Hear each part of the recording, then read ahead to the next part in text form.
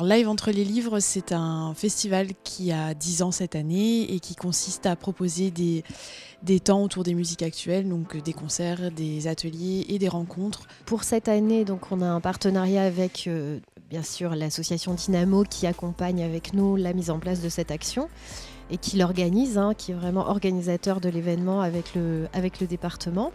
Et on a développé un partenariat avec la communauté d'agglomération des Deux-Baies en Montreuil-Ouest. On a vraiment créé et construit le projet avec la direction du service culturel de la CA2BM.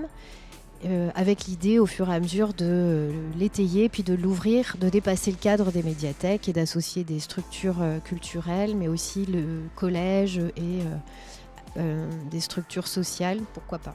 L'association Dynamo est antenne territoriale des Inuits du Printemps de Bourges, sur le Nord-Pas-de-Calais, et du coup on aide les artistes qui sont présélectionnés sur ce dispositif.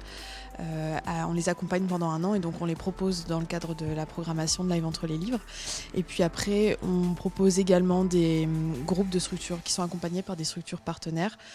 Et on se laisse aller aussi un peu au coup de cœur, des fois pour étoffer la programmation. Donc aujourd'hui, c'est un spectacle qui s'appelle Les Cocons électroniques. Donc c'est un concert qui se joue au synthétiseur modulaire, à la basse à l'archet, et un système de diffusion audio à 4 enceintes qui sont disposées tout autour de la pièce pour faire tourner le son pendant le voyage.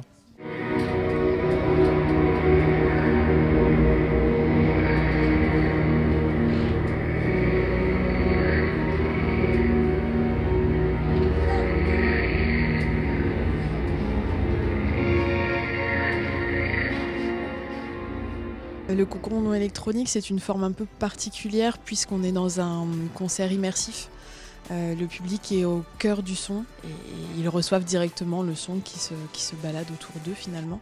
Donc c'est vraiment un bain de son, autre qu'un concert dit classique où le son arrive juste d'en face. Là, ils sont vraiment enrobés par le son. À la base, j'ai créé ce spectacle pour moi parce que c'est de la musique qui m'apaise. Et donc c'est ça que j'ai voulu partager dans un premier temps.